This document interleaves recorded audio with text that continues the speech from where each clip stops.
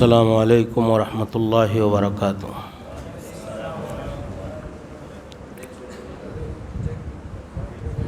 اصل میں یہ آداب مجلس کے خلاف ہے کہ آدمی کسی مدرس سے، خطیب سے، گفتگو کرنے والے سے دور ہو کر کے یا اظہار بیزاری کے ساتھ بیٹھے۔ تو سامع اور خطیب دونوں کا ایک بہت گہرا رشتہ ہوتا ہے، تو ظاہری طور پہ بھی قربت ہونی چاہیے، جسمانی قربت، ذہنی قربت، اور سننے کی ساری چیزیں جب یکجا ہوتی ہیں تب جا کر کے کوئی چیز اس کا ماحصل جو ہوتا ہے مل پاتا ہے۔ قرآن کریم میں اللہ نے کیا کہا؟ اِنَّ فِي ذَلِكَ لَذِكْرَىٰ لِمَنْ كَانَ لَهُ قَلْبٌ أَوْ أَلْقَى السَّمْعَ وَهُوَ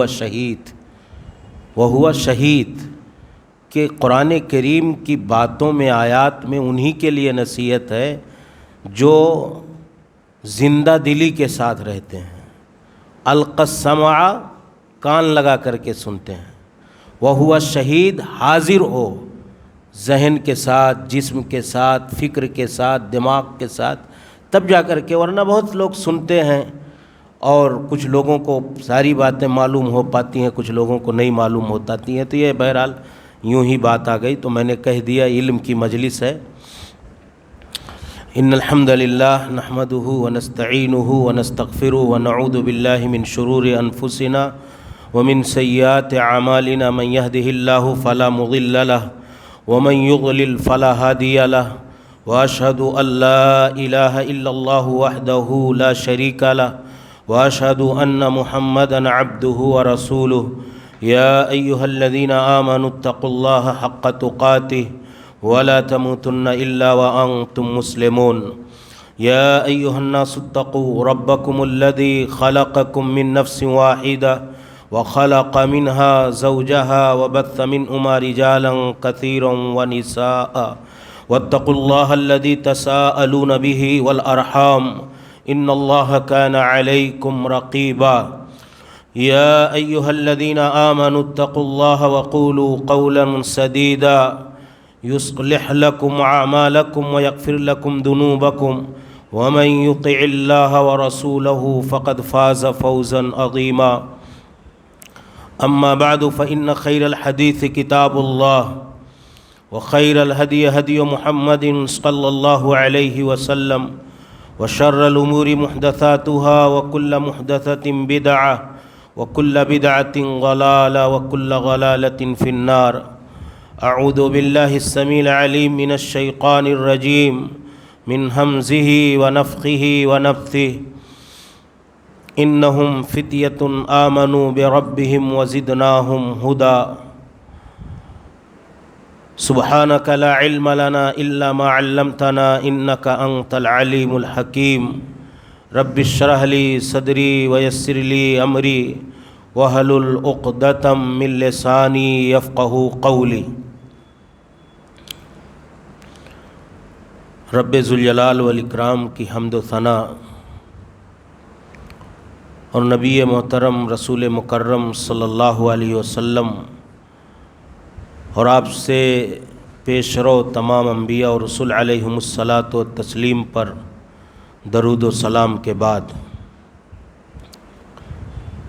حاضرین گرامی، نوجوان دوستو، مولانا نے جو اعلان کیا، میرا موضوع دراصل موضوع ہے نوجوانوں کی تعلیم و تربیت، اولاد کی تعلیم و تربیت نہیں، نوجوانوں کی تعلیم و تربیت۔ یہ بڑا اہم اور بنیادی اور وقت کا بہت زبردست اور ضروری موضوع ہے، لیکن افسوس ہے کہ جس انداز میں اس طرح کے پروگراموں کی افادیت اور اس کے اثرات لوگوں تک پہنچنا چاہیے، اس میں کہیں نہ کہیں ہم کمزور ہیں۔ اور یہ موضوع جو ہے، اس کے مخاطبین آپ لوگ تو دراصل ایک تعلیم اور تربیت کے نظریے سے، مقصد سے یہاں حاضر ہیں، لیکن اس موضوع کے جو مخاطبین ہیں سماج کے سارے طبقات، والدین، بچوں کے گارجین اور سرپرست، مساجد اور مراکز کے ذمہ داران، ہماری تنظیموں اور جمعیتوں اور جماعتوں کے ذمہ داران، سماج کے وہ تمام افراد جو زندہ دل رکھتے ہیں جماعت کا، ملت کا، قوم کا درد رکھتے ہیں، وہ سارے لوگ اس کے مخاطب ہیں۔ کیونکہ یہ آپ تو نوجوان ہیں اور نوجوانوں کی تربیت ذمہ داری کن کی بنتی ہے؟ دراصل ان سے تخاطب ہے، تو انہی کو اس طرح کی باتوں کو سننا چاہیے۔ لیکن آج کل ایک فائدہ یہ ہے کہ موبائل اور کیمرے کا زمانہ ہے، ریکارڈنگ کا دور ہے، اس امید میں کہ آپ کے ساتھ ساتھ آنے والے ایام میں دوسرے لوگ دوسرے ذریعے سے سن لیں گے تو شاید اس کا فائدہ لوگوں تک پہنچے۔ سب سے پہلے میں آپ کا البر فاؤنڈیشن کی طرف سے جو یہ عظیم الشان علمی تربیتی ورکشاپ آپ کے لیے منعقد کیا گیا ہے، جو لوگ اس میں شریک ہیں، ہم اپنی طرف سے بھی، چونکہ ہمارے علاقے میں بھی ہے اور ہم کو خوشی ہے کہ آپ لوگ اپنا قیمتی وقت نکال کر کے یہاں آئے ہیں، تو ہم آپ کا استقبال کرتے ہیں اور آپ کے لیے اللہ کی بارگاہ میں دعا گو ہیں کہ الہ العالمین آپ کی مجاہدانہ اس دنیا پرستی، مادہ پرستی، ذاتی زندگی کو بہتر سے بہترین بنانے کی فکر مندی کے دور میں، جب آدمی خود غرضی سے بالا تر ہو کر کے علم دین کے حصول میں اگر وہ اس طرح سے اپنے اوقات کی، اپنے گھر کی، اپنے علاقے کی قربانی دے کر کے یہاں آیا ہوا ہے، تو دراصل وہ بہت بڑا قابل رشک انسان ہے۔ اللہ تعالیٰ آپ سب کی کوششوں کو قبول فرمائے، آپ کے یہاں آنے کو، آپ کی اس محنت اور کوشش کو آپ کے لیے ذخیرہ آخرت بنائے اور قوم اور ملت کے حق میں، جماعت کے حق میں، پوری انسانی برادری اور انسانیت کے حق میں اللہ تعالیٰ اسے مؤثر بنائے۔ عبد الرحمن بن ابی حاتم الرازی، آپ لوگ چونکہ علم کے حصول کی غرض سے جمع ہیں، تو میں ایک واقعہ تشجیع کے طور پہ، دلجوئی کے طور پہ ذکر کرنے کے بعد اپنی بات آگے بڑھاتا ہوں۔ تو کہتے تھے کہ مصر ہمیں حصول علم کے لیے جانا ہوا۔ ابو حاتم الرازی کے نام سے الجرح والتعدیل ان کی بڑی مشہور کتاب ہے، جرح و تعدیل کے باب میں ایک مرجع کی حیثیت رکھتی ہے۔ تفسیر رازی کے نام سے ان کی تفسیر بھی بڑی بنیادی حیثیت رکھتی ہے۔ تو وہ کہتے ہیں کہ مصر جب گئے تو تقریباً 7 مہینہ ہم نے قیام کیا، تو 7 مہینے کے پیریڈ اور اس دوران ہمیں سالن تک نصیب نہیں ہوا۔ کھانے میں جو چیزیں ہوتی تھیں سادہ بہت ہی معمولی کھانا، سالن تک ہمیں میسر نہیں ہوا۔ ایک دن یہ ہوا کہ ہمارے ایک استاد بیمار ہو گئے، تو ہم ان کے پاس گئے تو سوچا کہ اب موقع ملا ہے، کچھ حاصل نہیں کرنا ہے، آج تھوڑی سی فرصت ہے۔ وہ کیا کرتے تھے؟ دن بھر علم حدیث میں مگن رہتے، موہ رہتے، غرق رہتے، اور پھر شام کو آتے تو مراجعہ کرتے، اپنا اس کا اعادہ کرتے، اس کو نقل کرتے، اس کے بارے میں ڈسکشن کرتے، مذاکرہ کرتے، سارا جو اس سے ریلیٹڈ کام ہوتا تھا وہ کیا کرتے تھے۔ ابو حاتم الرازی کہتے ہیں ایک دن موقع آیا کہ ہمارے ایک استاد بیمار ہیں، تو گئے، ہم مچھلی لے کر کے آئے کہ ہم بنا کر کے سالن کھائیں گے، آج ہماری زبان تھوڑی سی کسی چیز کی اشتہا اور خواہش رکھتی ہے۔ تو کہتے ہیں کہ جب مچھلی لا کر کے ہم نے رکھ دیا تو اس کے بعد پتہ یہ چلا کہ ایک استاد پڑھانے کے لیے آ گئے، مچھلی ہوئی زندہ ہم چھوڑ کر کے چلے گئے۔ 3 دن بعد ہم واپس چل کر کے آئے تو مچھلی مر چکی تھی۔ ہم کو اتنا موقع نہیں ملا کہ ہم اس مچھلی کو بنا کر کے کھا لیں، ہمیں وہ مچھلی کچے کھانی پڑی۔ پھر انہوں نے کہا لا ینال العلم لا یستطاع العلم براحت الجسد۔ یہ جملہ جو اصل قابل غور ہے کہ علم، کوئی بھی علم ہو، علم دین خاص طور سے آپ غور کریں گے تو ہمارے اسلاف نے علم دین کے حصول کے لیے بے پناہ قربانیاں دی، بے پناہ مثالی قربانیاں ہیں جو ہمارے لیے نمونے اور عبرت کا ذریعہ اور سبب ہیں۔ کہتے ہیں انہوں نے کہا کہ 3 دن کی مری ہوئی کچی مچھلی ہم نے کھانے پر اکتفا کر لیا، اور ہم نے اس کے علاوہ پھر اس مچھلی کو بنانے کی اپنے لیے فرصت نہیں پائی۔ پھر انہوں نے کہا کہ جسمانی راحت اور آرام کے ساتھ علم حاصل نہیں کیا جا سکتا۔ بغیر جسمانی پریشانی برداشت کیے ہوئے کسی آدمی کے لیے یہ بات آسان اور ممکن نہیں ہے کہ وہ علم دین جمع اور اکٹھا کر لے۔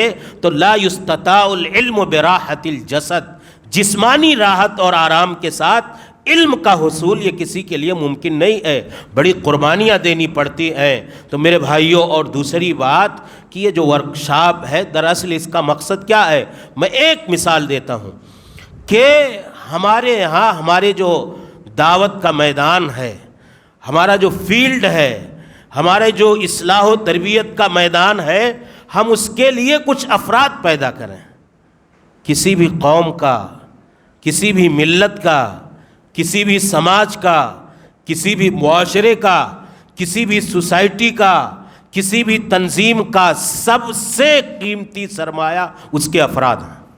اگر مال نہ ہو، دولت اور پراپرٹی نہ ہو، تو اس کی بھرپائی ان افراد کے محنتوں اور مشقتوں کے ذریعے سے کی جا سکتی ہے۔ لیکن اگر افراد نہ ہوں اور بہت سارے اسباب و وسائل مہیا اور میسر ہوں تو وہ ہم اس کے ذریعے سے دوسری چیزوں کا صحیح استعمال نہیں کر سکتے ہیں۔ آج دنیا کا ایک مثال میں ایک دینا چاہتا ہوں۔ دنیا کا سب سے سپر پاور ملک ہے، دنیا کے کریم لوگ جا کر کے وہاں بڑی بڑی رقموں کے عوض میں اپنی صلاحیتیں اس سپر پاور ملک کے لیے وقف کرتے ہیں۔ مقصد ان کا کیا ہوتا ہے؟ زیادہ پیسہ کمائیں، اور انہی لوگوں کی صلاحیتوں کی بنیاد پر وہ دنیا کا سب سے سپر پاور ملک بنا ہوا ہے۔ تو پتہ یہ چلا کہ افرادی طاقت جو ہوتی ہے، شخصی طاقت جو ہوتی ہے، مین پاور جو ہوتا ہے، یہ کسی بھی قوم کا، سماج کا، سوسائٹی اور معاشرے کا سب سے عظیم پاور ہے، سب سے بڑا پاور ہے، سب سے بڑی قوت ہے۔ ایک قول امیر المومنین عمر ابن خطاب رضی اللہ تعالیٰ عنہ کے لیے اللہ کے نبی صلی اللہ علیہ وسلم نے دعا فرمائی تھی، کی تھی کہ نہیں کی تھی دعا؟ کہ اللہ بأحد العمرین، عمر ابن ہشام یا عمر ابن خطاب دونوں میں سے کسی ایک کو اسلام کی دولت سے مالا مال کر دے، اسلام کی توفیق دے دے، تاکہ اس کی قوت اور طاقت اور صلاحیت اور اس کے جذبے اور جنون کے ذریعے سے ہم دین اسلام اور اللہ کے اس انسانیت نواز مشن کی بالادستی کے لیے اس کی قوت، طاقت اور صلاحیت سے فائدہ اٹھا سکیں۔ امیر المومنین عمر ابن خطاب رضی اللہ تعالیٰ عنہ کو اللہ نے نبی اکرم صلی اللہ علیہ وسلم کی دعا کے طفیل میں اسلام کی دولت سے مالا مال کیا۔ سچائی ہے۔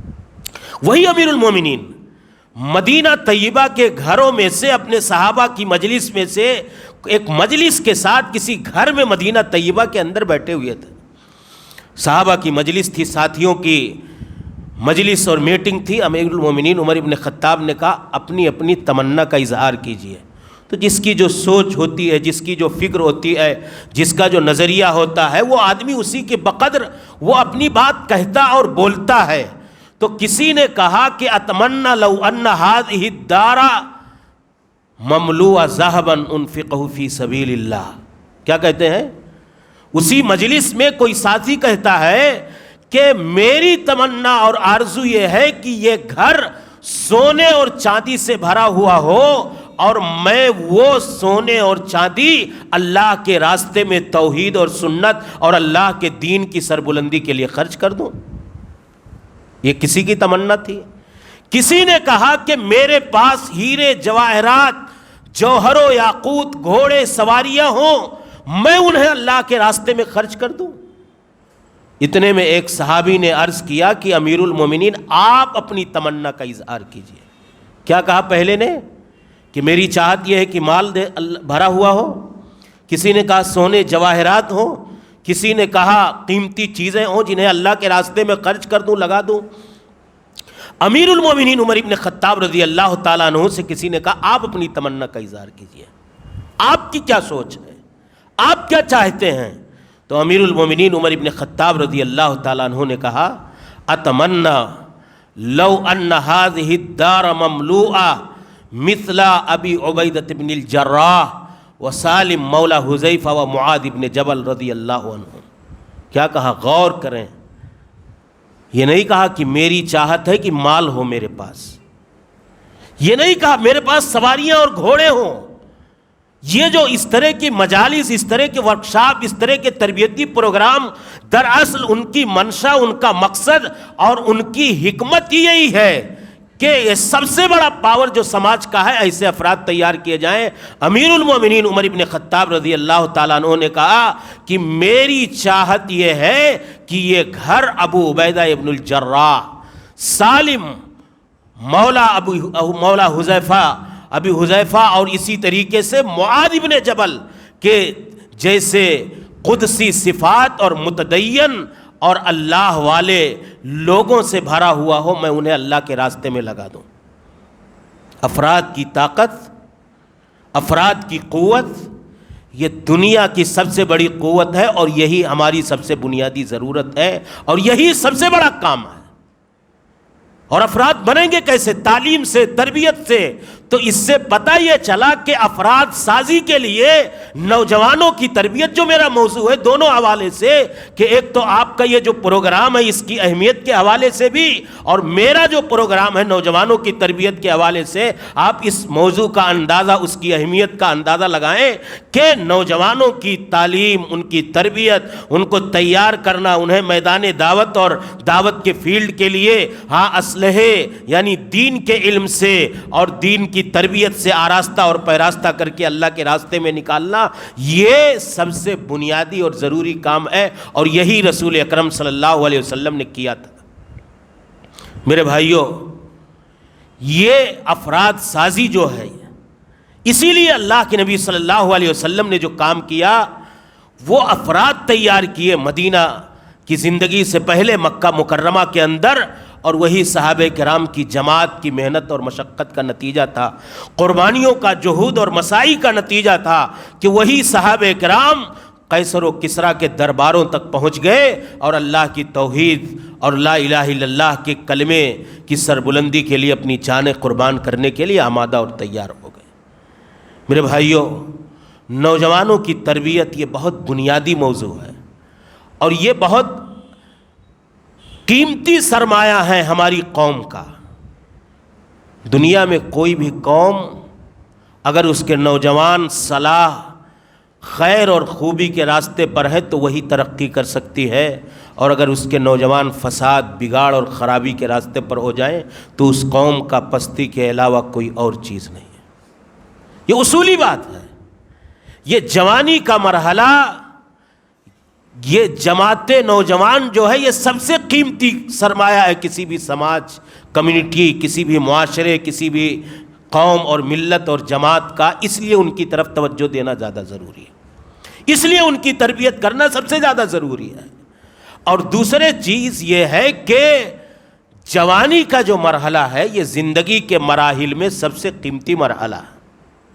بوڑھوں سے کوئی پوچھے نا، وہی بتا سکتے ہیں کہ جوانی کتنی قدر و قیمت کا مرحلہ ہے. ندامت اور پشیمانی اور شرمندگی اگر ہوتی ہوگی تو کچھ ہاتھ آنے والا ہے نہیں.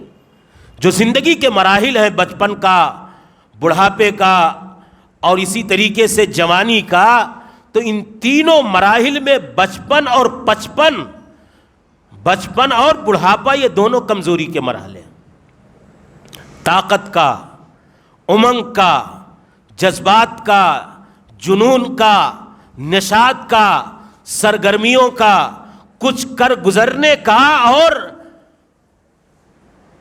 کسی چیز کے لیے اپنی قربانی پیش کرنے کا جذبہ اگر کسی مرحلے میں ہوتا ہے تو جوانی کے مرحلے میں ہوتا ہے، اور یہی طاقت کا مرحلہ ہے. قرآن کریم میں اللہ تعالیٰ نے کیا کہا؟ مرحلوں کا ذکر کیا اور کہا کہ اس کی قدر کرو. اللہ الذی خلقکم من ضعف ثم جعل من بعد ضعف قوة ثم جعل من بعد قوة ضعفا وشیبا. تین مراحل کا ذکر کیا اللہ تعالیٰ نے.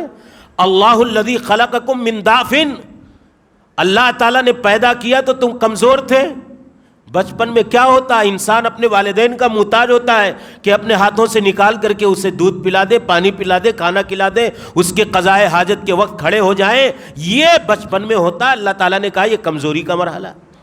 ثم جعل من بعد ضعف قوة، پھر اللہ رب العالمین نے کہا کہ اس کمزوری کے بعد اللہ نے طاقت دے دی، تمہیں قوت دے دی، نشاط دے دیا، ایک پاور دے دیا اللہ رب العالمین نے، جو جوانی کے مرحلے میں ہوتا ہے۔ ثم جعل من بعد قوة ضعفا وشیبا، تو ایک تو بچپن کا مرحلہ جو کمزوری کا ہے، دوسرا مرحلہ جوانی کا جو طاقت کا مرحلہ ہے، تیسرا مرحلہ پھر اللہ کہتا ہے کہ ہم نے کمزوری کے، جوانی کی طاقت کے بعد پھر کمزوری کے مرحلے میں ہم نے تم کو لوٹا دیا۔ کچھ لوگ ادھیڑ ہو جاتے ہیں، کچھ لوگ ارذل عمر کو پہنچ جاتے ہیں، تو یہ انسان کے علم کا مرحلہ ہے۔ واللہ اخرجکم من بطون امہاتکم لا تعلمون شیئا، اللہ نے پیدا کیا تو ہم لا علم تھے۔ یہ قرآن نے اس حقیقت کو بیان کیا۔ اللہ تعالیٰ کہتا ہے جب تم کو ہم نے تمہاری ماؤں کے پیٹوں سے نکالا تو لا تعلمون شیئا، کچھ نہیں جانتے تھے۔ اور ایسے ہی اللہ تعالیٰ کہتا ہے کہ جو بڑھاپے کی طرف لوٹ کر کے جاتے ہیں، زیادہ بوڑھے ہو جاتے ہیں، وہ علم سے محروم ہوتے چلے جاتے ہیں۔ تو پتہ کیا چلا، قوت کا، طاقت کا، نشاط کا، سرگرمی کا مرحلہ کون سا ہے؟ جوانی کا مرحلہ۔ پھر علم کا مرحلہ کون سا ہے؟ جو علمی اعتبار سے، فکری اعتبار سے، ذہنی اعتبار سے، دماغی اعتبار سے، جو مجھ کو لگتا ہے لوگ زیادہ تھکے ہوئے ہیں، کئی لوگ نیند میں مطلب تھوڑا سا نظر آ رہے ہیں۔ وجہ کیا ہے؟ نیند پوری نہیں ہوتی ہے شاید، تھوڑا میں نے اسی لیے پہلے ذکر کیا کہ جب تک توجہ سے سنیں گے نہیں تو نہ ہم کو سنانے میں مزہ آئے گا اور نہ آپ کو کچھ حاصل ہونے والا ہے نا۔ تو تھوڑی سی اونگ سے آزاد ہو جائے، میری یہ گزارش ہے۔ کچھ لوگوں کو میں نیند کی حالت میں دیکھ رہا ہوں، اللہ تعالیٰ سکون اور راحت نصیب فرمائے۔ قربانی کا ہے، وقت ہے، ممکن ہے نیند نہ پوری ہوتی ہو، تو میں نے بتایا نا کہ بلا جسمانی راحت کی قربان کرنے کے علم کا حصول ممکن نہیں ہے۔ اسی لیے میں نے وہ ابو حاتم الرازی کا واقعہ آپ کے سامنے ذکر کیا۔ بے شمار واقعات تھے لیکن مجھے اپنے موضوع پہ آنا تھا۔ بہرحال میں عرض یہ کر رہا تھا کہ طاقت تو جسمانی طاقت ہے ہی ہے، علمی طور پر بھی، فکری طور پر بھی بندہ جوانی میں ہی زیادہ مضبوط ہوتا ہے۔ یادداشت جو اس کی مضبوط ہوتی ہے، کم مضبوط ہوتی ہے جوانی کے مرحلے میں۔ اللہ تعالیٰ کہتا ہے کہ جب ہم نے تم کو پیدا کیا تو تم کچھ نہیں جانتے تھے، دھیرے دھیرے دھیرے دھیرے جوانی تک پہنچتے پہنچتے علم کا ایک ذخیرہ تمہارے پاس ہو گیا۔ پھر اللہ تعالیٰ کہتا ہے مِنکم من یرد الی ارذل العمر لکی لا یعلم بعد علم شیئا، کچھ لوگ تم میں سے بڑھاپے، ارذل عمر، زیادہ کمزوری کی عمر تک پہنچ جاتے ہیں، لکی لا یعلم بعد علم شیئا، انہیں کسی چیز کا علم، شعور اور اس کی دانست اور یادداشت نہیں ہوتی ہے، وہ علم سے محروم ہوتے چلے جاتے ہیں۔ آپ اندازہ لگائیں، جن کو اس بات کی تجربات ہیں ان سے آپ جا کر کے پوچھیں کہ میموری بڑھاپے میں کمزور ہوتی ہے کہ نہیں ہوتی ہے، یادداشت خراب ہوتی ہے کہ نہیں ہوتی ہے، علمی اور فکری اور ذہنی طور پر بھولنے اور نسیان کا غلبہ اس کے اوپر ہوتا ہے کہ نہیں ہوتا ہے۔ یہ تو پتہ یہ چلا میرے بھائیوں، میں اس لیے کہہ رہا ہوں ہمارے جوانوں کی بھیڑ ہے کہ یہ جوانی کا جو مرحلہ ہے یہ ہمارے لیے سب سے بیش قیمتی مرحلہ ہے، اس کی قدر کرنی چاہیے۔ قدر کی رسول اکرم صلی اللہ علیہ وسلم نے ہمیں تعلیم دی ہے۔ کیا کہا کہ اغتنم خمسا قبل خمسین، 5 چیزیں، 2 چیزیں میں آپ کو دلیل کے طور پہ آپ اندازہ لگائیں، ہمارے جوان ہیں آپ، کہ حیاتک قبل موتک و شبابک قبل حرمک۔ اللہ کے نبی نے 5 چیزیں کہیں، میں 2 پر صرف آپ کو دعوت فکر و نظر دے رہا ہوں۔ اللہ کے نبی نے کہا زندگی کے بارے میں پوچھا جائے گا، پھر اللہ کے نبی نے فرمایا جوانی کے بارے میں پوچھا جائے گا، تو زندگی کے بارے میں موت سے پہلے، تو کیا اس زندگی میں جوانی داخل نہیں ہے نا؟ لیکن اسپیشلی اللہ کے نبی نے جوانی کے مرحلے کو کیوں ذکر کیا کہ شباب کا قبل حرمک، بڑھاپے سے پہلے تمہاری جوانی کے بارے میں الگ سے ایک کوشچن اللہ رب العالمین نے رکھ دیا ہے، کیونکہ جو چیز جتنی زیادہ قیمتی ہوتی ہے اتنی اس کی حیثیت بڑھ جاتی ہے، اس کے بارے میں سوال بھی ہوتا ہے۔ اللہ کی بڑی نعمت ہے، جوانی جو ہے یہ اللہ کی بڑی عظیم ترین نعمت ہے. اس لیے اللہ کے نبی نے کہا زندگی کے بارے میں تو ایک الگ کامن کوئسچن ہے ہی ہے، نارمل سوال، لیکن پوری زندگی کے ساتھ ساتھ اس جوانی کے مرحلے کو خاص اس لیے کر دیا گیا کہ یہ زندگی کے مراحل میں سب سے قیمتی مرحلہ ہے. پھر اللہ کے نبی نے کیا کہا؟ ایک تو یہ کہا کہ تم غنیمت سمجھو، یہ اپنی امت کے نوجوانوں کو تعلیم دی. پھر دوسرے کیا کہا کہ بندے کے قدم لا تزول قدم ابن آدم من عند ربہ یوم القیامہ حتی یسأل عن خمس عن عمرہ فیما افنا وعن شبابہ فیما بلا. ہے نا؟ تو عمر کے بارے میں اللہ نے پوچھ لیا تو جوانی کے بارے میں پوچھنے کی کیا ضرورت پڑ گئی؟ یہ اللہ کے نبی کی ان دونوں روایتوں کو ساری امت اسلامیہ کے نوجوان کو اپنی نگاہوں کے سامنے رکھنا چاہیے کہ زندگی کے مراحل میں یہ جوانی کا مرحلہ سب سے قدر کا مرحلہ، سب سے غنیمت کا مرحلہ، سب سے زیادہ قابل توجہ مرحلہ ہے. ایک تو اللہ کے نبی نے کہا اس کا صحیح استعمال کر لو، پھر دوسرے کہا کہ سنو یہ زندگی کے ساتھ ساتھ جوانی کا جو تمہارا مرحلہ اس کے بارے میں الگ سے تمہارے لیے اللہ تعالیٰ نے سوال رکھا ہوا ہے، پوچھے گا تم سے. تو میرے بھائیوں یہ بیش قیمتی مرحلہ ہے. دوسرے یہی جوانی کا مرحلہ ہے. پوری انسانی تاریخ آپ پڑھ ڈالیے. میں ہسٹری اور تاریخ کے حوالوں سے بات نہیں کروں گا، میں قرآن کریم کی آیات کی روشنی میں یہ بات آپ کو دلیل سے بتانے کی کوشش کروں گا کہ آپ اندازہ لگائیں کہ دنیا کی تاریخ میں، پوری انسانی تاریخ میں کوئی بھی انقلاب، کوئی بھی تبدیلی اس روئے زمین اور دھرتی پر اگر کوئی آئی ہے اور بڑی بڑی طاقتوں کے سامنے اگر کھڑے ہونے کا جذبہ کسی کے اندر پیدا ہوا ہے تو نوجوانوں کی جماعت تھی. قرآن کریم گواہ ہے، رسول اکرم صلی اللہ علیہ وسلم کی دعوتی زندگی اور آپ کی خفیہ دعوت کے وہ مراحل گواہ ہیں کہ کوئی بھی انقلاب، کوئی بھی تعمیری انقلاب ہو یا تخریبی انقلاب ہو، دنیا میں کوئی بھی تبدیلی آنے والی ہو، جہاں ایک کوئی بڑا انقلاب اس دنیا اور دھرتی پر آیا تو وہ نوجوانوں کے مرہون منت رہا. کیوں؟ کہ جوانی کے مرحلے میں اگر اس کو صحیح راستہ اور صحیح رخ نہ دیا جائے تو اس جنون کو اللہ رب العالمین نے کیا رکھا ہے؟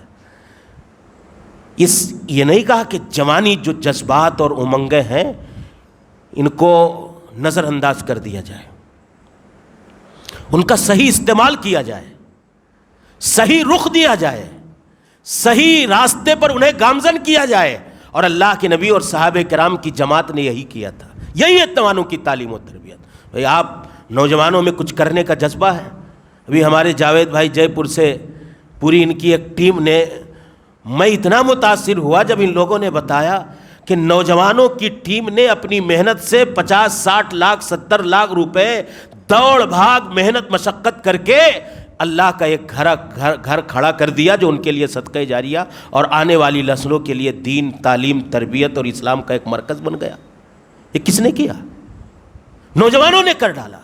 یہی مسجد یہاں جس میں بیٹھے ہوئے ہیں، یہاں کے مقامی چند نوجوانوں کی کوشش اور بے پناہ محنت کا نتیجہ ہے کہ انہوں نے دوڑ بھاگ کر کے اللہ کا یہ گھر ایک قلعے کی شکل میں کھڑا کر دیا. ہم یہاں بیٹھ کر کے دین، دعوت اور انشاءاللہ جب تک یہ دنیا آباد ہے، اللہ کرے یہ گھر آباد رہے، اس یہاں سے دین اور اسلام اور اللہ اور کتاب اللہ اور سنت رسول کی باتیں ہوتی رہیں گی.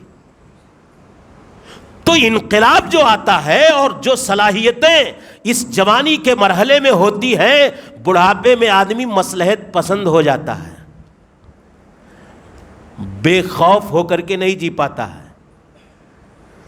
بہت ساری چیزیں اس کے اوپر پریشر کا کام کرتی ہیں. اسی لیے اللہ تعالیٰ نے، آپ دیکھو گے اللہ عبداللہ ابن عباس کہتے ہیں کہ نبیوں کو جو نبوتیں اور رسالتیں ملی جوانی کی عمر میں ملی. کیوں؟ اللہ نے تیار کیا ذہنی، فکری، جسمانی طور پر، اس کے بعد ان کے اوپر یہ ذمہ داری ڈالی. بڑھاپے میں کسی نبی کو نبوت نہیں اللہ تعالیٰ نے دیا. کیوں؟ یہی مرحلہ ہے کہ انسان سر بکف ہو کر کے میدان دعوت میں ساری مصلحتوں کو اور مصلحتوں کی چادر کو اتار کر کے پھینک کر کے اللہ کے دین کی دعوت کے لیے کھڑے ہونے کے لیے اپنے اندر جنون، جذبہ اور امنگ اور طاقت اور قوت محسوس کرتا ہے۔ فرعون تھا، کتنا بڑا ظالم سپر پاور آدمی تھا، ہے؟ اس کی طاقت کا آج دھرتی پر اس کی طاقت کے برابر کوئی حکمراں نہیں ہے۔ ہم تو چھوٹے چھوٹے ان فرعون سے چھوٹے چھوٹے ان کے اس کے اشیر طاقت رکھنے والے لوگ نہیں ہیں، ان سے ڈرنے کے لیے کھڑے ہو جاتے ہیں۔ لیکن فرعون جب موسیٰ علیہ السلام دعوت لے کر کے آئے تو اس کا ایک جلجلہ تھا، اس کی ایک طاقت تھی، اس کی ایک حکومت تھی، اس کی ایک سلطنت تھی، اس کا ایک رعب تھا، اس کا ایک دبدبہ تھا، اس کی ایک دہشت تھی، اس کا ایک جلال تھا لوگوں کے ذہن و دماغ میں۔ لیکن اللہ تعالیٰ جب موسیٰ علیہ السلام کو بھیجا دعوت کے لیے تو کیا ہوا؟ قرآن کریم میں اللہ تعالیٰ نے اس آیت پہ غور کرنا، کیا کہا؟ فَمَا آمَنَ لِمُوسَىٰ إِلَّا ذُرِّيَّةٌ مِّن قَوْمِهِ عَلَىٰ خَوْفٍ مِّن فِرْعَوْنَ وَمَلَئِهِمْ أَن يَفْتِنَهُمْ إِنَّ فِرْعَوْنَ لَعَالٍ فِي الْأَرْضِ۔ اللہ تعالیٰ نے وہی آگے تعارف بھی کروا دیا کہ بہت زبردست ہے، بہت ظالم ہے، بہت سپر پاور ہے، بہت طاقتور ہے۔ کہا موسیٰ علیہ السلام کی دعوت پر ایمان لانے والے الا ذریۃ من قومی، چند لوگ تھے جو اس کی قوم سے تھے۔ کیوں؟ علی خوف من فرعون، فرعون کے ڈر سے، وملئہم، اس کے لشکر کے ڈر سے موسیٰ علیہ السلام کی دعوت کو قبول کرنے کے لیے تیار نہیں ہوتا تھا۔ الا ذریۃ من قومی، ابن کثیر رحمۃ اللہ علیہ نے کہا کہ جو لوگ کھڑے ہوئے یہ ذریت جو تھی قوم میں سے، یہ کون لوگ تھے؟ نوجوان تھے۔ ابن کثیر کو پڑھیے، موسیٰ علیہ السلام اللہ تعالیٰ نے خود کہا علی خوف من فرعون وملئہم، فرعون اور اس کے لشکروں کے ڈر سے موسیٰ علیہ السلام کی توحید کی دعوت قبول کرنے کے لیے کوئی اپنے اندر طاقت اور قوت نہیں پاتا تھا۔ چند لوگ جو ایمان لائے وہ نوجوان تھے اس سماج اور معاشرے کے جو کہ فرعون کے ڈر سے بالا تر ہو کر کے موسیٰ علیہ السلام کی دعوت پر لبیک کہنے کے لیے تیار ہو۔ تو یہ مرحلہ جو میں سمجھانا چاہتا ہوں آپ کو، یہ مرحلہ اگر حق سمجھ میں آ گیا تو آدمی سینہ سپر ہو کر کے کھڑا ہو جاتا ہے۔ نمرود، 4 لوگوں نے جنہوں نے پوری معلوم دنیا پر حکمرانی کی ہے، 2 کافر اور 2 مسلمان، معلوم ہے؟ ذوالقرنین اور حضرت سلیمان علیہ السلام، اور نمرود اور بخت نصر۔ پوری معلوم دنیا پر کوئی خطہ نہیں بچا، ایک خاص سلطنت نہیں تھی۔ نمرود آپ اندازہ لگائیں کہ کتنا بڑا سپر پاور تھا جس کی پوری دنیا پر حکومت تھی، سلطنت تھی۔ لیکن امام الموحدین جن کی زندگی دائی کے لیے، مسلح کے لیے، باپ کے لیے، ریفارمر کے لیے، سماج میں پوری انسانی برادری کے لیے کام کرنے والوں کے لیے کیا ہے؟ نمونہ ہے۔ اسی لیے اللہ تعالیٰ نے کہا محمد الرسول اللہ کے بعد ابراہیم خلیل اللہ کی زندگی نمونہ اور اسوہ کی حیثیت رکھتی۔ کسی اور کو اتنی صراحت کے ساتھ اللہ تعالیٰ نے قرآن کریم میں ہمارے لیے آئیڈیل اور نمونہ قرار دیا ابراہیم خلیل اللہ کی زندگی کو۔ کا اتنا بڑا نمرود سپر پاور جب ابراہیم خلیل اللہ اپنی دعوت دیتے رہے تو مناظرے کی شکل پیدا کرنے کے لیے، ایک کیفیت کا ماحول پیدا کرنے کے لیے سارے چھوٹے چھوٹے بتوں کو لے جا کر کے توڑ دیا اور کلہاڑی لے جا کر کے بڑے بت کے گردن میں لٹکا دی۔ صبح جب شور ہوا، ہنگامہ ہوا، بے چینی ہوئی پوری بستی اور پورے علاقے کے اندر، تو کیا کہا گیا؟ نقطہ غور کیجئے قرآن کریم کے اس بات پر، قالوا سمعنا فتن، قالوا سمینا فتن یذکرہم یقال لہ ابراہیم۔ بستی اور محلے کے لوگوں نے کہا کہ یہ جو معبودوں کا حشر کرنے والا آدمی ہے ایک نوجوان ہے۔ کس نے یہ جرات کی نمرود جیسی طاقت اور سپر پاور سلطنت اور حکومت کے خلاف اتنی بڑی جسارت کرنے کی کہ میں فرعون نمرود کو دعوت فکر دینے کے لیے یہ کام کر رہا ہوں؟ کلہاڑی لے جا کر کے بڑے معبود کے گردن میں لٹکا دی اور کہا لوگوں نے کہ ایک نوجوان ہے جس نے یہ کام کیا۔ اللہ تعالیٰ نے یہ جو میں ذکر کرنا چاہتا ہوں آپ اندازہ لگائیں کہ جوانی کے مرحلے میں انسان ساری مصلحتوں سے بالا تر ہو کر کے بڑی بڑی قربانیاں دینے کے لیے، رب کی خوشنودی کے لیے، اگر اس کے دل میں اس کی حقانیت بیٹھ جائے تو آمادگی کا اظہار کر دیتا ہے۔ وہی ابراہیم خلیل اللہ تھے، اللہ سے دعائیں رو رو کر کے مانگی تھی۔ کس کو؟ اسماعیل ذبیح اللہ کو۔ سہارا بننے والے تھے، لاٹھی بننے والے تھے، آپ کے مشن میں آپ کا ساتھ دینے والے تھے۔ حضرت ابراہیم خلیل اللہ کی دعوت اور مشن کے ساتھی اور سہارا بننے والے اس بچے کو جب اللہ نے جوانی کی دہلیز پر رکھا تو وہیں ایک بڑا ڈیمانڈ کر ڈالا ابراہیم سے اور اسماعیل سے علیہم الصلاۃ والتسلیم۔ کیا کہ نہیں کیا؟ وہ کون سا مرحلہ تھا؟ ابھی دوڑنے کے مرحلے میں آ رہے ہیں، ابھی جوانی کے مرحلے میں قدم رکھ رہے ہیں۔ فلما بلغ معه السعي فلما بلغ معه السعي قال یا بنی انی ارى فی المنام انی اذبحک فانظر ماذا ترى۔ جوان بیٹے سے ابراہیم خلیل اللہ مشورہ بھی کر رہے ہیں، نظر انداز نہیں کرنا چاہیے۔ ہمارے سماج میں جو فساد ہے، جو بگاڑ ہے، ہمارے گارجین اور سرپرستوں نے، چاہے وہ سماج کے ذمہ داران ہوں، چاہے وہ جماعت کے ذمہ داران ہوں، چاہے وہ قوم کے گھروں کے ذمہ داران ہوں، جوانوں کو جو حیثیت دینی چاہیے اس سے میں آگے ذکر کروں گا اپنے اسلاف کے حوالے سے کہ کس قدر وہ ان کو ان کا مقام اور مرتبہ دیتے تھے۔ یہ نظر انداز کرنا گھر میں بھی بغاوت کا سبب بن جاتا ہے، سماج میں بھی بغاوت کا سبب بن جاتا ہے، سوسائٹی اور تنظیموں میں بھی بغاوت کا سبب بن جاتا ہے۔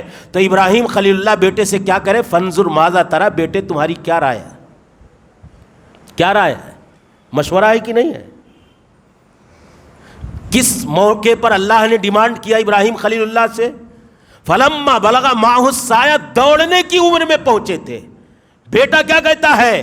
یا ابت افعل ما تؤمر ستجدنی ان شاء اللہ من الصابرین۔ اے ابو جان، اگر اللہ کا حکم آیا ہے کہ آپ مجھے ذبح کر رہے ہیں تو کر ڈالیے۔ یہ جان جانے آفری کے حوالے اللہ کی خوشنودی کی خاطر کرنے کا جذبہ اس جوانی کی عمر میں ابراہیم خلیل اللہ کے بیٹے اسماعیل ذبیح اللہ کے اس ذہن میں آیا، جو اپنی جان قربان کرنے کے لیے تیار ہو گئے۔ سورۃ الکہف میں اللہ تعالیٰ نے کیا کہا؟ بڑا بادشاہ، طاقتور بادشاہ، کوئی اپنے نبی کی دعوت پر ایمان قبول کرنے کے لیے تیار نہیں، لیکن اللہ نے کہا نحن نقص علیک نبأہم بالحق بالحق انہم فتیۃ آمنوا بربہم وزدناہم ہدی۔ اس بادشاہ کی ساری مخالفتوں کے باوجود اگر کچھ لوگ ایمان لائے تو چند نوجوان تھے، چند نوجوان تھے۔ تو جوانی کا مرحلہ حق اور باطل بھی قبول کرنے کا، جو لوگ صحیح روٹ نہیں پاتے، صحیح رخ نہیں پاتے، صحیح راستہ نہیں پاتے، غلط کے لیے بھی جان قربان کرنے کے لیے تیار ہو جاتے ہیں۔ تو اس لیے اس جوانی کے مرحلے کے جذبات اور صلاحیتوں کو صحیح رخ دینے کا کام یہ سماج کے بڑوں کا ہے۔ یہی ہے تعلیم اور تربیت۔ اگر صحیح رخ نہیں دیا گیا، صحیح راستہ نہیں دکھایا گیا، صحیح رہنمائی نہیں کی گئی، ان کی تعلیم و تربیت نہیں کی گئی، تو ظاہر سی بات ہے وہ کسی غلط راستے پر اپنی یہ انرجی، اپنی یہ صلاحیت، اپنی یہ طاقت، اپنا یہ جذبہ، اپنا یہ جنون، اپنی یہ امنگیں، یہ سارا سب کچھ لے جا کر کے غلط راستے پر صرف کریں گے۔ اس لیے میرے بھائیوں، اسی طریقے سے اللہ تعالیٰ نے اللہ کے نبی صلی اللہ علیہ وسلم جب مکہ مکرمہ کے اندر دعوت کا کام شروع کیا، خفیہ دعوت، سری دعوت، دار ارقم کے اندر جب اللہ کے نبی صلی اللہ علیہ وسلم کے صحابہ آپ کے ساتھ کھڑے تھے تو کون لوگوں کی جماعت تھی؟ بوڑھے لوگ تھے۔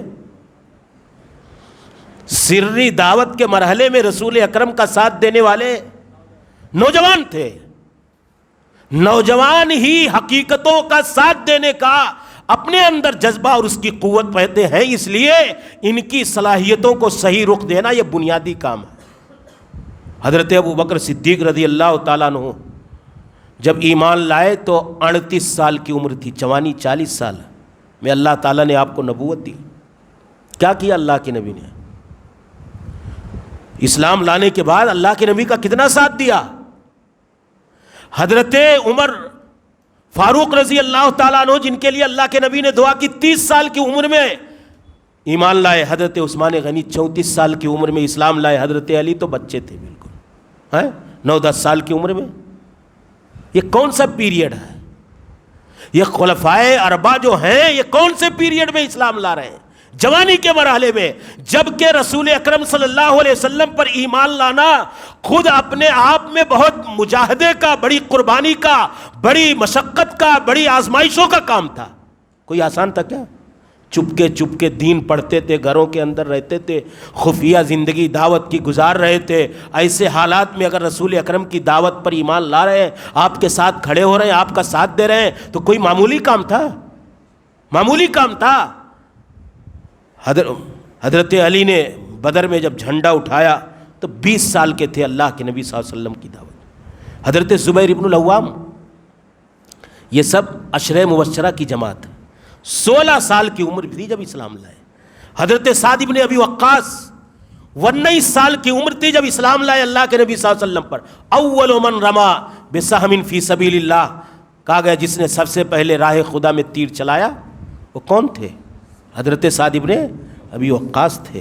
حضرت عبد الرحمن ابن عوف 30 سال کی عمر میں اسلام لائے.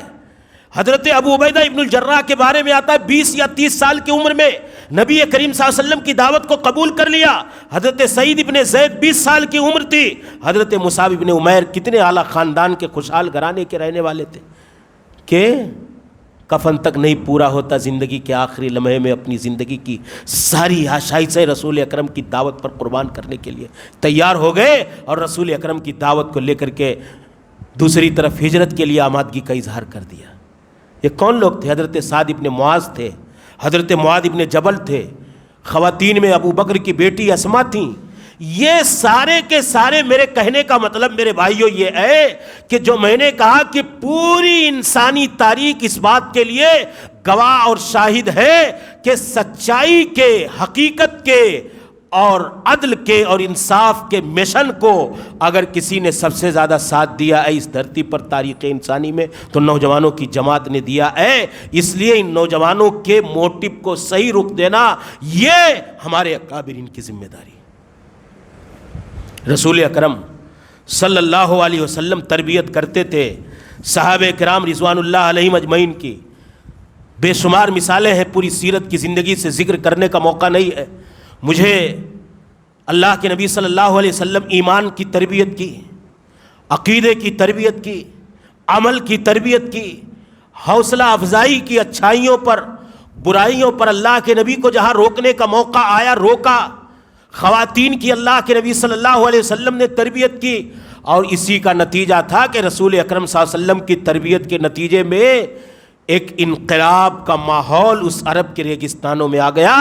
جو بکری کے چرواہے تھے، جو بھیڑیا چرانے والے تھے، جو جانوروں کے ساتھ زندگی بسر کرنے والے تھے، جو ریگستانوں میں بے وزن، بے وقات، بے حیثیت، بے قدر لوگ تھے جن کا اس صفحے ہستی پر کوئی شمار اور وقار اور جن کی کوئی گنتی نہیں تھی، رسول اکرم صلی اللہ علیہ وسلم کی تربیت کے اثرات اور اس کے نتائج تھے کہ وہی کیسر و کسریٰ کے ایوانوں تک پہنچ گئے اور اللہ کے نبی کی دعوت توحید کا جھنڈا لے کر کے کوچا کوچا، نگر نگر، ڈگر ڈگر، بستی بستی لے کر کے جانے لگے. یہ رسول اکرم نے پوری ایک ٹیم اور فوج تیار کی تھی مکہ کی زندگی میں، جس کے اثرات مدینہ کی زندگی سے نظر آنے لگے تھے.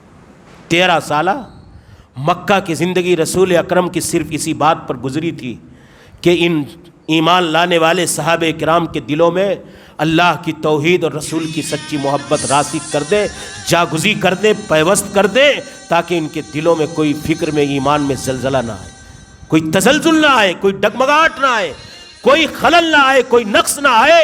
تو نوجوانوں کی تربیت یہ ہمارے رسول اکرم صلی اللہ علیہ وسلم کی زندگی کا بنیادی مشن ہے اور اس میں ہم کو کام کرنا چاہیے، جوڑنا چاہیے.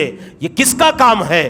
یہ ایک الگ موضوع ہے کہ ہمارے لوگ گھروں سے اس کی تربیت کا آغاز ہو، ہماری مسجدوں میں نوجوانوں کی تربیت کا بندوبست ہو، ہمارے سماج اور سوسائٹی کے اکابرین نوجوانوں کی تربیت کے لیے کہل کریں، ہمارے وہ نوجوان جو دین پسند ہیں، درد مند دل رکھتے ہیں، وہ اپنے ساتھیوں کی تعلیم اور تربیت کا بندوبست کریں۔ ہماری تنظیمیں آج ہمارے یہاں نوجوانوں سے بے رخی کے نتیجے میں سب سے زیادہ اگر کسی کے نوجوان جماعت کو نوالے تر سمجھ کر کے اپنے اپنے لوگوں کے لیے استعمال کیا جا رہا ہے تو جماعت اہل حدیث کے نوجوان۔ کیوں؟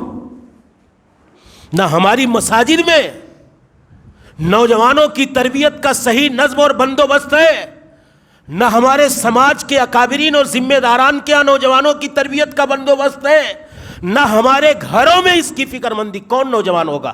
یہی 10 سال کا بچہ آگے چل کر کے نوجوانوں کی فہرست میں آئے گا، اس کی تربیت کے لیے گھروں میں کیا ماحول ہے؟ اللہ کے نبی صلی اللہ علیہ وسلم صحابہ کرام رضوان اللہ علیہم اجمعین کی تربیت کرتے تھے ایمان پر، عقیدے پر، آخرت کی فکر پر، دنیا کی زندگی کی حقارت پر، مقصد حیات پر کہ اللہ نے پیدا کس لیے کیا ہے تم کو۔ آج کوئی تربیت کا بندوبست نہیں ہے۔ آج ہمارا نوجوان اپنا ٹارگٹ ہی نہیں جانتا، ہدف ہی نہیں جانتا، مقصد حیات اور مطلوب زندگی ہی نہیں جانتا۔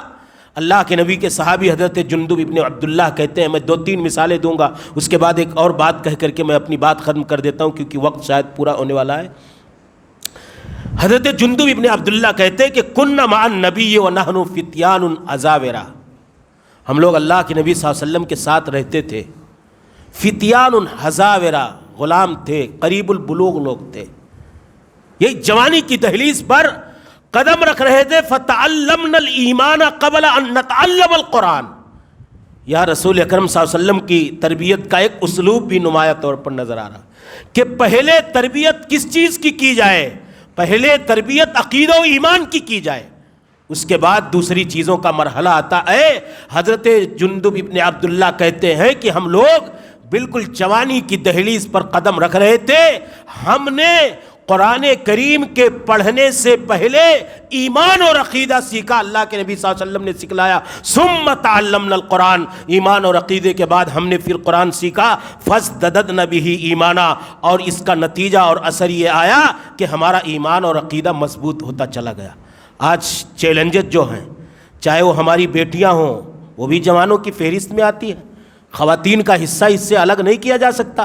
ہمارے نوجوان اپنے ایمان کا سودا کرنے کے لیے، اور آج وہ ایمانی طاقت اور قوت ہمارے نوجوانوں کے ذہن و دماغ میں نہیں ہے کہ وہ اللہ کے علاوہ غیر اللہ کے سامنے کسی چیز کے حق کہنے کی صلاحیت اپنے اندر پاتے ہوں۔ ایمانی کمزوری ہے، فکری کمزوری ہے، اعتقادی کمزوری ہے، جس کے نتیجے میں آج جو دنیا میں فساد ہے، دنیا میں انارکی ہے، دنیا میں بے چینی ہے، دنیا میں بے راہ روی اور بے اعتدالی ہے، اور لوگ اللہ کو چھوڑ کر کے غیر اللہ کو اپنا سب کچھ معبود بنانے کے لیے تیار ہیں، اور حرام اور حلال کی تمیز کیے بغیر جینے کے لیے تیار ہیں۔ یہ نتیجہ کیا ہے؟ وجہ کیا ہے؟ اس کی بنیادی وجہ یہ ہے کہ اللہ جل شانہ پر جو کامل اور پختہ ایمان ہونا چاہیے، کہیں نہ کہیں اس ایمانی اور اعتقادی بنیادوں میں کمزوری پائی جاتی ہے۔ اگر اللہ پر ایمان ہوتا، اللہ کو رازق مانتے، اللہ کو مشکل کشا مانتے، اللہ کو حاجت روا مانتے، اللہ کو سارے مسائل اور مصائب اور پریشانیوں کا حل کرنے والا مانتے، تو ہم غیر اللہ کے سامنے جھکنے کے لیے تیار نہیں ہوتے۔ میرے بھائیوں، آج یہی وجہ ہے کہ ایمانی کمزوری کے نتیجے میں یہ سارے حالات ہماری زندگیوں میں پیدا ہیں۔ تو آج نوجوانوں کی ضرورت ہے کہ اس بات پر تربیت کی جائے کہ ایمان، ہماری بہنوں اور بیٹیوں کے عقید و ایمان کی تربیت کی فکر کی جائے، اس کا بندوبست کیا جائے۔ یہ وقت اور حالات کے تقاضے ہیں۔ ارتداد جو ہو رہا ہے، بے شمار لڑکیاں بے دینی اور ایمان فروشی کے راستے پر گامزن ہیں۔ کیوں؟ ایمانی اور اعتقادی کمزوری کا یہ نتیجہ ہے۔ ہماری مائیں اور بہنیں بھی شاید تشریف رکھتی ہیں، حضرت ام سلیم تھیں، ابو طلحہ پیغام نکاح لے کر کے آئے تھے، ام سلیم سے کہا میں شادی کرنا چاہتا ہوں، ام سلیم نے ٹھکرا دیا اور کہا کہ میں آپ سے نکاح نہیں کر سکتی جب تک کہ آپ ایمان نہ لے آؤ۔ میں مومنہ ہوں تم مشرک ہو، میں موحدہ ہوں تم مشرک اور کافر ہو، ہمارا اور تمہارا میل نہیں کھاتا ہے۔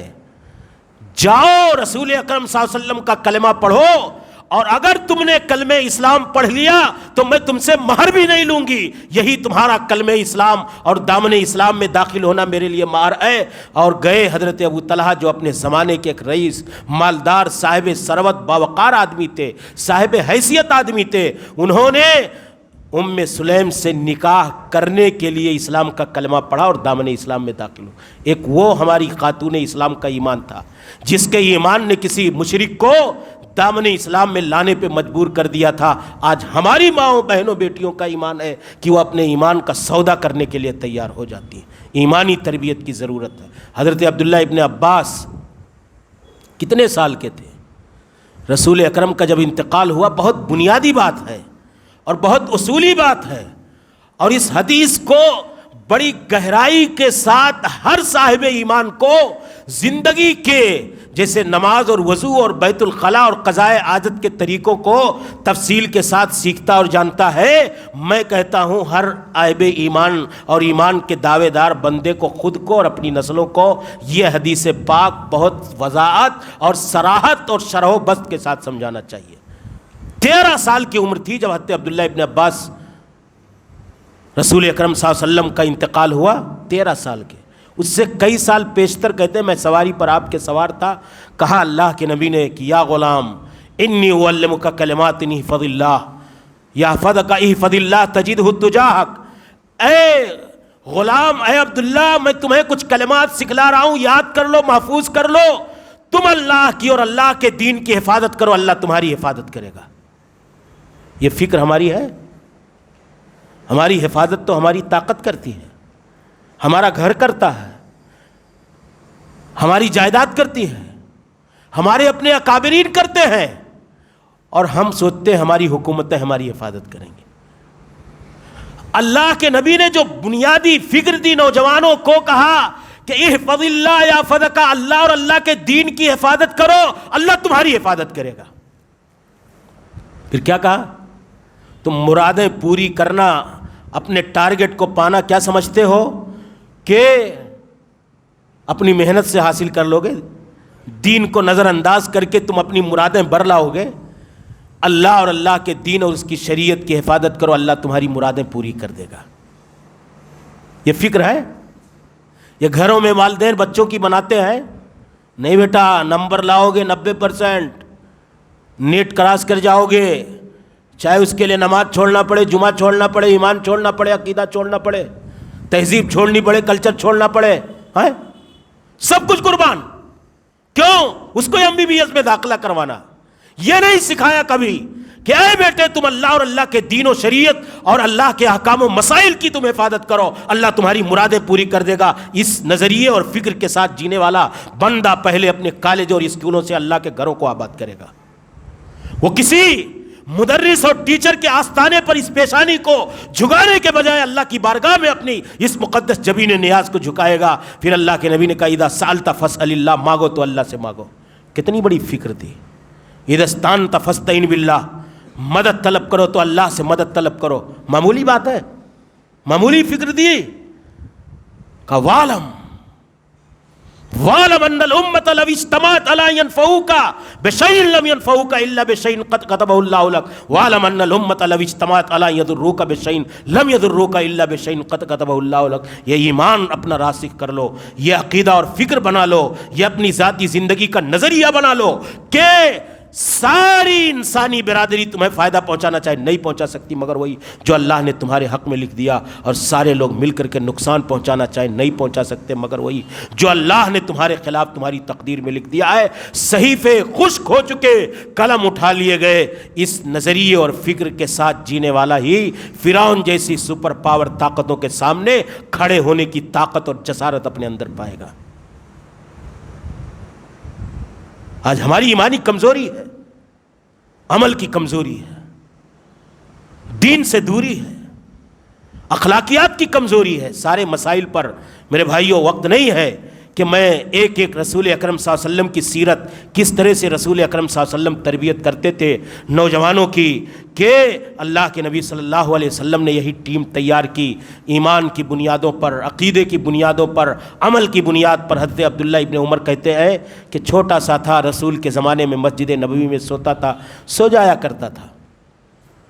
کہا اللہ کے نبی نے صرف میری اتنی کمزوری مجھے بیان کی تھی کہ عبداللہ بڑا اچھا آدمی ہوتا اگر رات کو قیام اللیل کیا کرتا۔ رسول گرامی کی زبان رسالت مآب سے نکلے ہوئے الفاظ تھے، کہا میں نے اپنی زندگی میں کبھی تہجد اور قیام اللیل کی نماز نہیں چھوڑی تھی۔ ایک بار سمرہ ابن جندب کو کہا تمہارے بال تمہارے کتنے لمبے ہیں، گئے اور بال کو کٹوا کر کے ختم کر دیا، بال تک دیکھتے تھے۔ حضرت فضل ابن عباس حج کے موقع پر آپ کی سواری پر سوار تھے، خاتون آئی فتویٰ پوچھنے لگی، وہ ٹکٹکی لگا کر کے اس کو دیکھنے لگے، نوجوان تھے۔ اللہ کے نبی صلی اللہ علیہ وسلم نے فضل کے چہرے کو گھما دیا اپنے ہاتھ سے، کہا بیٹے دیکھ رہے تھے اس نوجوان سوال کرنے والی لڑکی کو، اپنی نگاہوں سے دیکھ رہے تھے، ہاتھ سے اللہ کے نبی نے ان کے چہرے کو گھما دیا، کہا تمہارے لیے دھوانا درست نہیں ہے۔ یہ اللہ کے نبی صلی اللہ علیہ وسلم معمولی باتوں پر تربیت کیا کرتے تھے صاحب، جس کے نتائج تھے۔ آج ہماری نوجوانوں کی تربیت کا کوئی سسٹم نہیں ہے، نہ ایمان کی بنیاد پر، نہ عقیدے کی بنیاد پر، نہ عمل کی بنیاد پر، نمازوں کے طریقے نہیں لوگوں کو معلوم، دین کی بنیادیں نہیں معلوم، اور صحیح سے وضو اور غسل کا طریقہ نہیں معلوم۔ اس کا ذمہ دار کون ہے؟ میں نے کہا نا شروع میں کہ یہ باتیں اصل مخاطب اس کے دوسرے لوگ ہیں، آپ تو نوجوان ہی ہو، لیکن ٹھیک ہے آپ اپنے طور پر آنے والے حالات میں اپنی ذمہ داریوں کو سمجھیں۔ یہ نوجوانوں کی تربیت گھر سے شروع ہوگی، والدین ان نوجوانوں کو صحیح راستے پر لے جائیں گے۔ میں نے پھر کہہ رہا ہوں کہ یہ نوجوانوں کی تربیت ان مساجد کے ذمہ داران اور مسجدوں کا کام ہے۔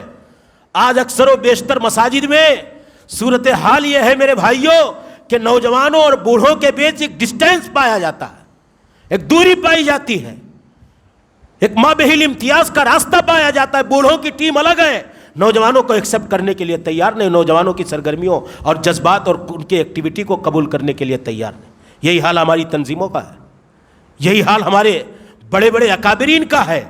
جب تک ساری صلاحیتوں کو ایک ساتھ استعمال نہیں کیا جائے گا اور ان نوجوانوں کی صلاحیتوں کو صحیح رخ نہیں دیا جائے گا، تب تک ہمارے معاشرے کے اندر تبدیلی کا کوئی امکان نہیں ہے، یہ میں یقین کے ساتھ کہہ سکتا ہوں۔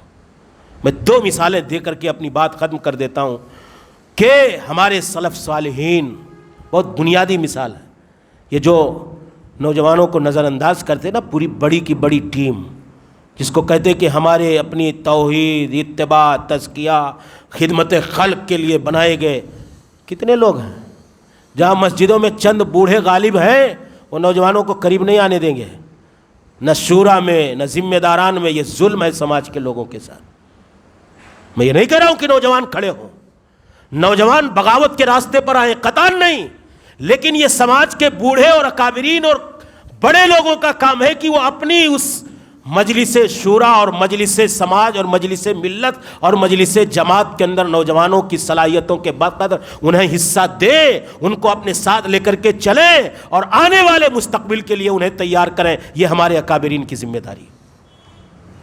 چند بوڑھے لوگ، مثال کے طور پہ میں تنظیم پہ نہیں جاؤں گا، مسجد پہ آ جاتا ہوں۔ چند بوڑھے لوگ مسجد چلا رہے ہیں، جل بوڑھے کھوسٹ ہو چکے ہیں، کسی نوجوان کو کبھی قریب نہیں کیا، مر گئے سب، تو کسی نوجوان کو کچھ پتہ ہی نہیں ہے کہ کون مسجد میں کتنا ڈونیٹ کرتا تھا، مسجد ہم کو کیسے چلانا ہے، امام صاحب کے ساتھ، مؤذن صاحب کے ساتھ، وہاں کے سماج کے لوگوں کے ساتھ کیا برتاؤ کرنا۔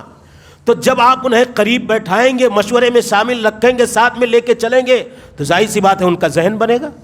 یہی تو ہے تربیت، ان کی فکر بنے گی، انہیں راستہ اور نہج ملے گا۔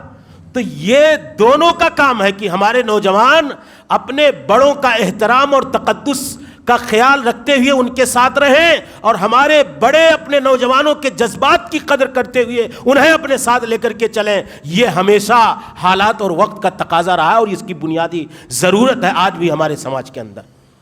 حضرت عمرو بن عاص جلیل القدر صحابی ہیں، آپ غور کیجئے، نقطہ جو میں بیان کرنا چاہتا ہوں، جو میں نے یہی بات کہی ہے اسی بات پر۔ را عمرو بن العاص قوما نہوا فتیانہم عن مجلسہم فوقف علیہم. حضرت عمرو بن عاص گزرے ایک بستی سے تو نوجوان الگ بیٹھے ہیں, بوڑھے الگ بیٹھے ہیں, تو رک گئے وہ. سن رہے ہیں؟ رک گئے وہ اور ان کے پاس کھڑے ہو گئے. وقال ما لی اراکم قد نہیتم ہؤلاء الفتیان عن مجلسکم. کیا دیکھا انہوں نے؟ نوجوان الگ, بوڑھے الگ. یہی ہے نا آج. پھر حضرت عمرو بن عاص رک گئے اور کہا کہ وجہ کیا ہے کہ میں تمہاری مجلس سے ان نوجوانوں کو الگ دیکھ رہا ہوں. سوال کر ڈالا انہوں نے.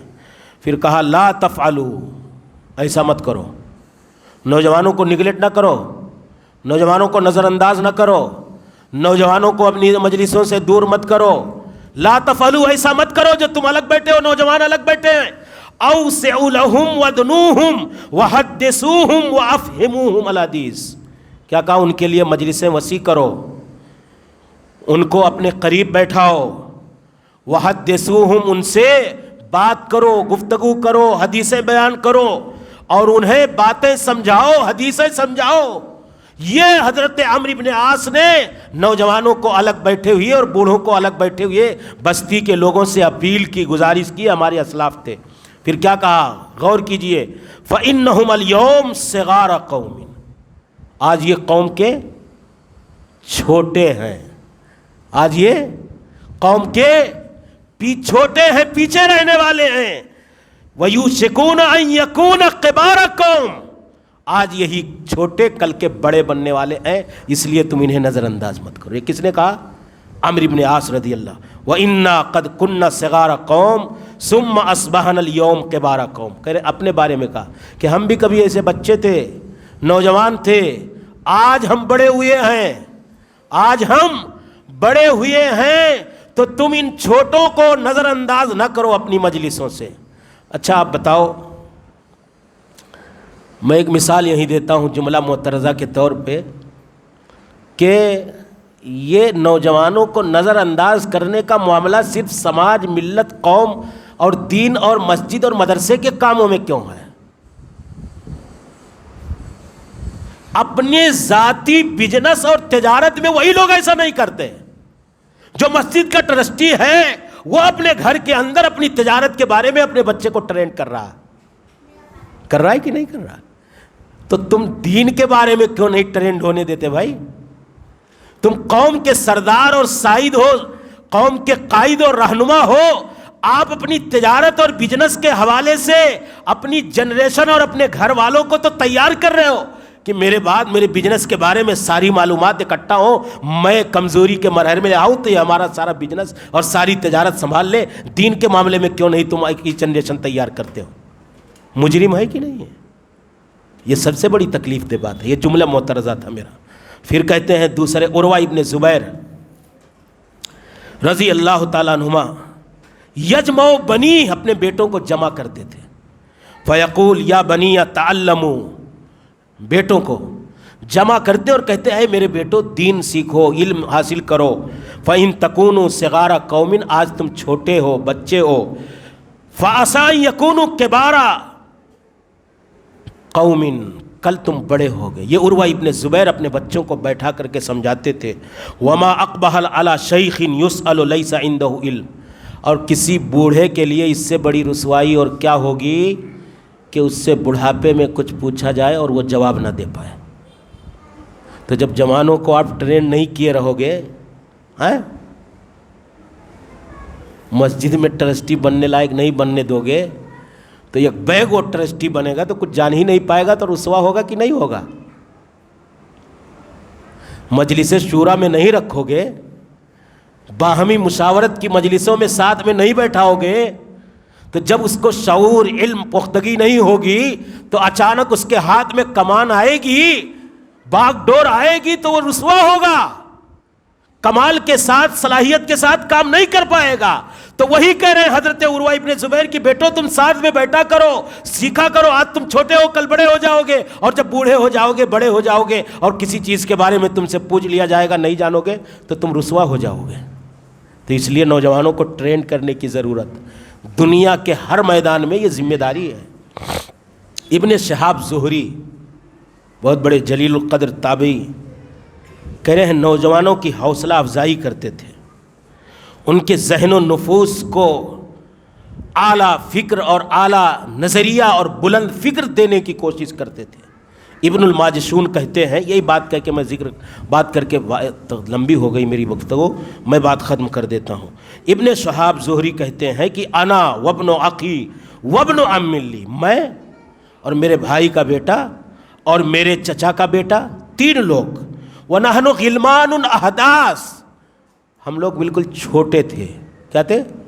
نوجوان تھے، بچے تھے، چھوٹی عمر کے تھے، 3 لوگ۔ میں، ابن الماجشون کہتے ہیں کہ وہ اپنے بارے میں نسألہ عن الحدیث، ہم ان سے حدیث پڑھتے تھے، سیکھتے تھے۔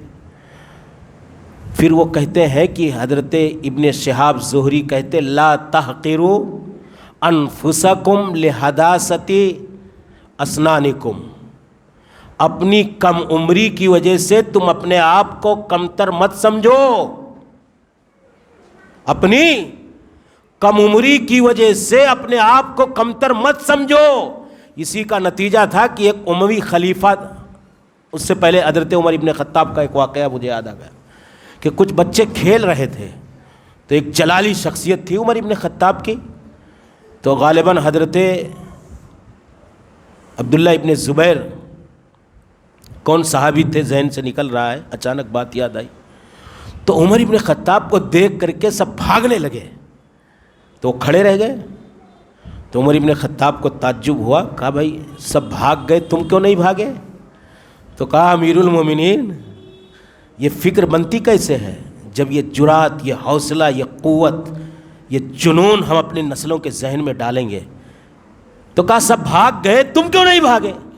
تو کہا امیر المومنین، میں نے کوئی گناہ کیا، کیا ڈر کے بھاگ جاؤں؟ اور راستہ بھی اتنا تنگ نہیں ہے کہ آپ آ رہے ہیں آپ کے لیے راستہ چھوڑ دوں، تو بھاگنے کی کیا وجہ ہے؟ تو یہ جرات اور جسارت کہاں سے پیدا ہوتی ہے؟ تربیت کی بنیاد پر۔ اموی خلیفہ تھا، ایک بچہ آیا، غلام تھا، عربی تھا، اپنی قوم کی باتیں لے کر کے، تو کہا تم میں سے بڑے آدمی کو آنا چاہیے، تو کہا بات رکھنے کے لیے بڑے عمر والے آدمی کا ہونا ضروری ہے کیا؟ خلیفۃ المسلمین ایسی کوئی چیز ہے؟ حیران ہو گئے، کہا اگر بات رکھنے کے لیے بڑی عمر کا ہونا ضروری ہے تو آپ اس عمر میں خلیفہ بھی نہیں بن سکتے۔ یہ جرات کہاں سے پیدا ہوتی ہے؟ یہ جرات پیدا کی جاتی ہے اپنی جنریشن کے اندر۔ تو وہی ابن شہاب زہری کے بارے میں ابن الماجشون کہتے ہیں میں تھا، میرے بھائی کا بیٹا تھا، میرے چچا کا لڑکا تھا، کہا کہ ہم لوگ ان سے حدیثیں پڑھتے تھے، کہتے تھے، وہ کیا کرتے تھے؟ موٹیویٹ کرتے تھے، ذہن سازی کرتے تھے کہ لا تحقروا انفسکم لحداثت اسنانکم، اپنی کم عمری اور نوجوانی کی بنیاد پر اپنے آپ کو تم حقیر مت سمجھو۔ فإن عمر بن الخطاب رضی اللہ تعالیٰ عنہ، پھر حوالہ کس کا دے رہے ہیں؟ امیر المومنین عمر ابن خطاب کا، غور کیجئے۔ فَإِذَا كَانَ إِذَا نَزَلَ بِهِ الْأَمْرُ الْمُعْضَلُ، کہا کہ دَعَ الشُّبَّانَ فَاسْتَشَارَهُمْ، امیر المومنین عمر ابن خطاب جب کوئی اہم ترین معاملہ آتا تھا تو بوڑھوں کے ساتھ نوجوانوں کو بلاتے تھے اور ان سے مشورہ کرتے۔ کون کہہ رہے ہیں؟ ابن شہاب زہری کہہ رہے ہیں کہ عمر ابن خطاب اتنے جلیل القدر خلیفۃ المسلمین امیر المومنین، دور اندیش صحابی رسول، جن کی بات میں نے پہلے آپ کے سامنے ذکر کی، بڑے بڑے بنیادی فیصلوں میں امیر المومنین جوانوں کو بلاتے اور ان سے مشورہ کرتے۔ یبتغی حدۃ عقولہم، مقصد ان کا یہ ہوتا تھا ان کا کہ ان کی عقل تیز ہو، ان کا ذہن تیز کام کرے، ان کی عقلی اور فکری تربیت کرنا چاہتے تھے۔ اس کو آپ سمجھ لیجیے، یہ ہمارے اسلاف تھے، یہ ہمارے اکابرین تھے جو نوجوانوں کو اس قدر اپنی مجلسوں کا حصہ بناتے تھے۔ آج جو ہمارے سماج کا، ہماری سوسائٹی کا، ہماری ملت کا، ہماری قوم کا، ہماری تنظیموں کا جو یہ منظرنامہ ہے، بڑی وضاحت کے ساتھ کہنا پڑ رہا ہے، مجبوری کے ساتھ، کہ کہیں نہ کہیں ایک خلا ہے بوڑھوں اور نوجوانوں کے اندر۔ ایک ڈسٹینس ہے، ایک دوری پائی جاتی ہے۔ جو ہمارے اکابرین کا کام تھا کہ اپنے نوجوانوں کو اپنے قریب کرتے، ہمارے نوجوانوں کا کام تھا کہ اپنے بڑوں کا احترام اور ان کے تقدس اور ان کی تکریم کے ساتھ ساتھ ان کی رہنمائی میں اپنا کارواں آگے بڑھاتے۔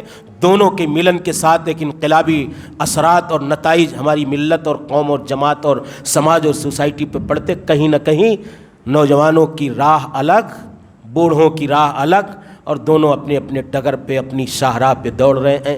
نتائج جو ہمیں ملنے چاہیے وہ نہیں مل رہے، تو ہمیں نوجوانوں کو جوڑنا ہوگا۔ نوجوانوں کی تربیت ایمانی، اعتقادی، فکری، ذہنی، عملی، اخلاقی، ساری تربیت کے لیے ایک لاہ عمل بنانا ہوگا، اور ایک کورس ہے، یہ گھر سے شروع ہو کر کے ہماری تنظیموں تک پہنچتا ہے، تب جا کر کے وہ افراد پیدا ہوتے ہیں جن کی خواہش اور تمنا امیر المومنین عمر ابن خطاب رضی اللہ تعالیٰ عنہ نے کی تھی۔ اللہ آپ سب کی ان حاضریوں کو قبول فرمائے۔ یہ جو آپ قربانیاں دے رہے ہیں، اللہ آپ کے لیے، ہمارے لیے، سب کے لیے ذخیرہ آخرت بنائے۔ اللہ رب العالمین ہم سب کو دین سے، آخرت سے اور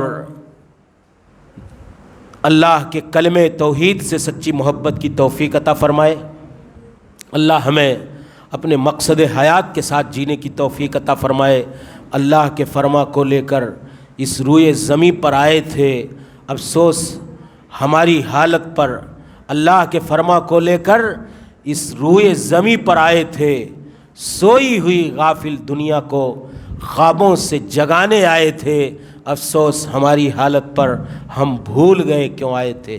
کنتم خیر امت اخرجت للناس، یہ کہاں سے کام ہوگا جب ہمارے نوجوانوں کی ایک ٹیم، ہماری ایک پوری فوج اللہ کے اس دین اور اسلام کے اس فرض منصبی کے لیے تیار کی جائے گی، اور یہ نوجوانوں کی تربیت سے ہوگا۔ اللہ ہم سب کو دین سے محبت کی توفیق عطا فرمائے، علم کے ساتھ عمل کی توفیق عطا فرمائے۔ اللہ رب العالمین ہم سب کو دین کے راستے میں مخلصانہ کوششیں کرنے کی توفیق عطا فرمائے۔